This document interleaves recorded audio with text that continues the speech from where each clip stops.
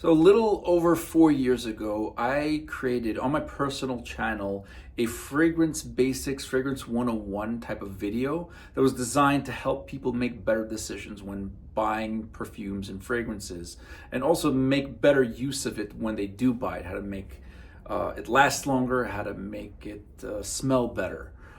So it's on my personal channel. However, I'm going to move it over to here. So following this is really going to be that video from 4 years ago. I know I look exactly the same, but just mind you, the hair grew out a bit. So I hope that video brings some additional pleasure and knowledge to what you could do. And leave comments if you have any additional things you'd like to ask. Hey everyone, hope you're all doing well. This has been a long overdue video for me because as I go through forums and read posts and I see people asking, what is the best fragrance for this? What is the best fragrance for that? And since I was 14, for the past 23 years, I have been what you call a fragrance enthusiast. I have sampled owned every major men's fragrance that you can find in every department store, and then even outside sources. So I thought it would be good or helpful for me to share some of the things that I've learned in the past in my experiences, and hopefully this will help you make better decisions with your fragrance purchase and experience.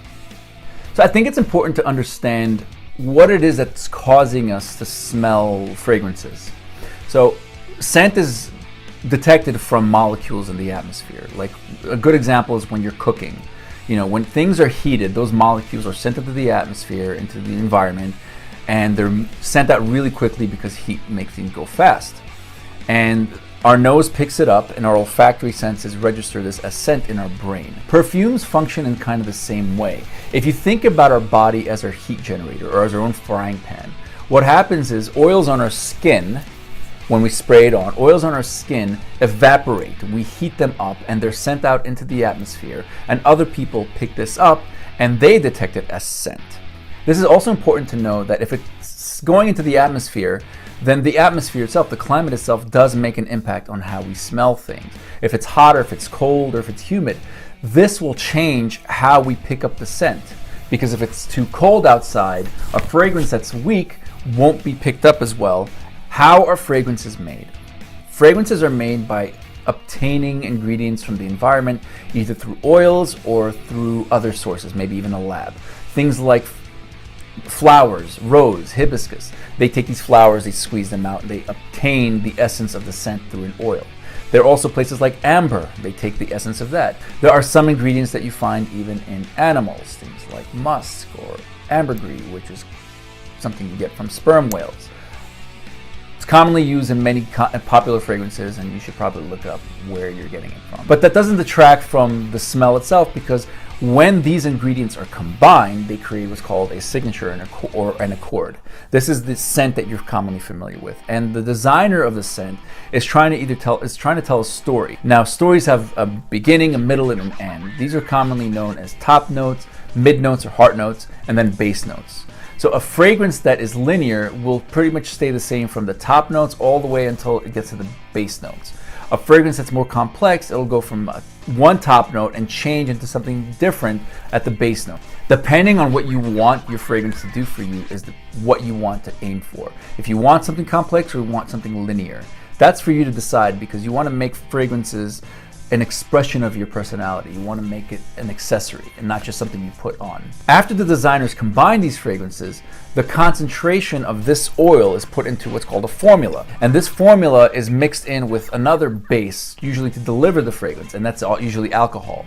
And the concentration is what you see when you see things like eau fraiche or eau de toilette, pronounced toilette, or eau de parfum or parfum extract. They go from lowest concentration to highest concentration. Manufacturers kind of decide when they create it where the fragrance falls. For example, fragrances today that are called eau de parfum years ago would have been eau de toilette. There is an organization that was created in the 70s called the IFRA, or the International Fragrance Association, and they regulate how manufacturers create their fragrances. And they cover things like what are oil concentrations, and then what are ingredients, what the ingredients are used. For example, if a manufacturer used an ingredient that's no longer available or is something that's protected, the IFRA will tell the designer, the manufacturer to no longer use. This is an important topic that I want to bring up, which comes down to what's called reformulation.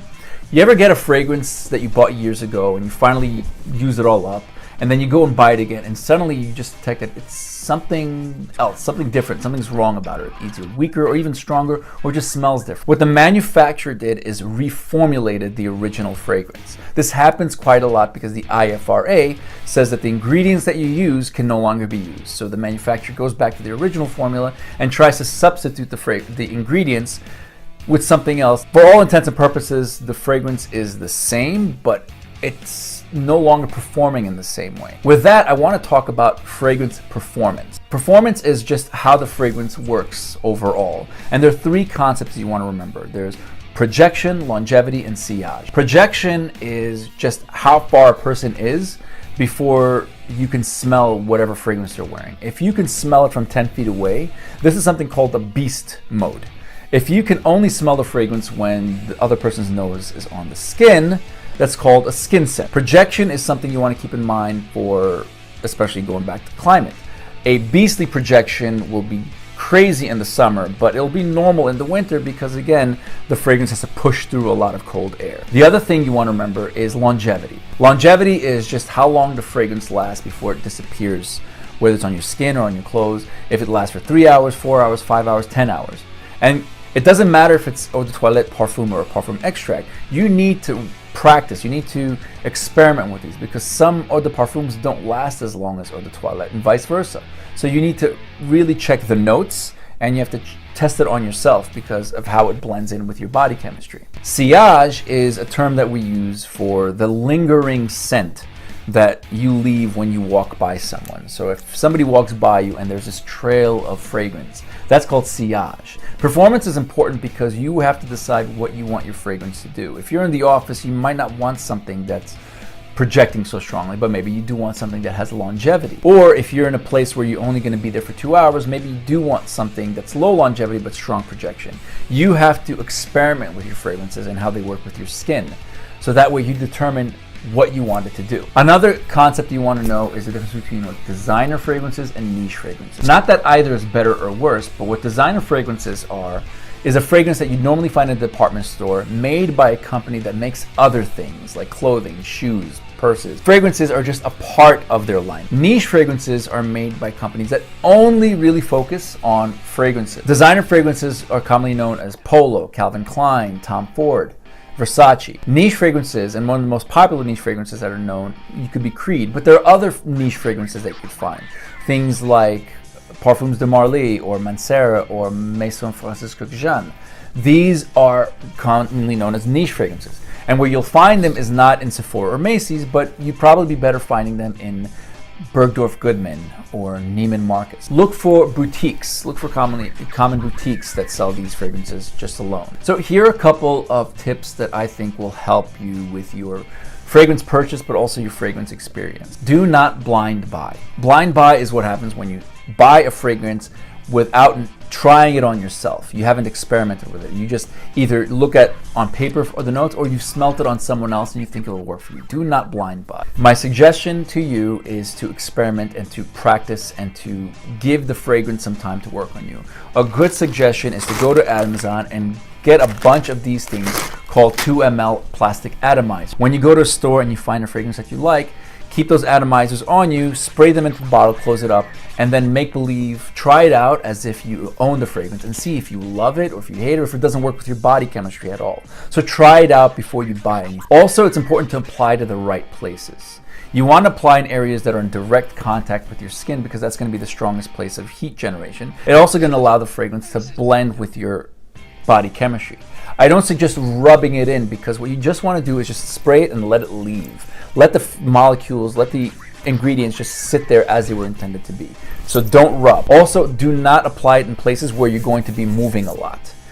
Put it in a place where it's just going to sit there. Spraying on your clothes may help with longevity, but because you're not spraying it on your body, the scent itself may change. Also, where you're spraying, you want to put it in a place where you're moving around. For example, if you're wearing a short sleeve shirt, you can spray it on your elbow, because as you're moving, this is going to create what's called a scent cloud. Ladies, what you can do is, if you're wearing a skirt, spray it on the back of your knee, so that as you're walking, that's going to help create that extra cloud. So you want to spray it on your hair, back of your neck, side of your neck. A good place is right over here by your chest, because your heart is going to help increase projection by pumping it out. If you're going to use lotion with your fragrance, use a fragrance-free lotion, or use a lotion that is a match to your fragrance. The reason being, especially because if you're going to put lotion, you're going to spray your fragrance, the lotion is going to absorb some of those molecules, and it's going to help keep the fragrance longer. It's going to improve performance. However, if you're going to use a lotion where the notes don't match, you're going to clash. Now, this is also a way where you can get creative, because then you could sort of create your own fragrance signature. So pay attention to the notes in your fragrance, because if you're going to use a lotion with a scent that complements your fragrance, you might create a completely new one that's just yours. Store your fragrance in a cool, dry place away from sunlight, not in the bathroom where humidity and temperature changes so dramatically that your fragrance is going to change over time. You want to keep it in a closet, in a box. Some people even purchase a special refrigerator to store these fragrances. As long as the temperature doesn't change dramatically, you can keep your fragrance for a long time. Learn about the fragrances that work for you. There's sites on the internet, basenotes.net, fragrantica.com. These are places where you can do your research on fragrances. As you figure out what works for you, you're going to start developing a pattern. I keep around 30-something fragrances that I divide across seasons and occasions, because I learned what works for me and what doesn't work for me. The most important thing about fragrances is enjoy the experience. If it doesn't matter so much to you about what you're wearing, as long as it works and it's popular, then that's fine. But if you want to make it something that is a part of you and you want to express yourself in a certain way, learn about what works for you, what doesn't work for you. Experiment, take your time. I hope you enjoyed this video. I'm obviously not the expert in the subject, but hopefully this provided you with some information that'll help you make better decisions and enjoy your fragrance experience. Leave a comment if you have any suggestions or any recommendations, etc. And I hope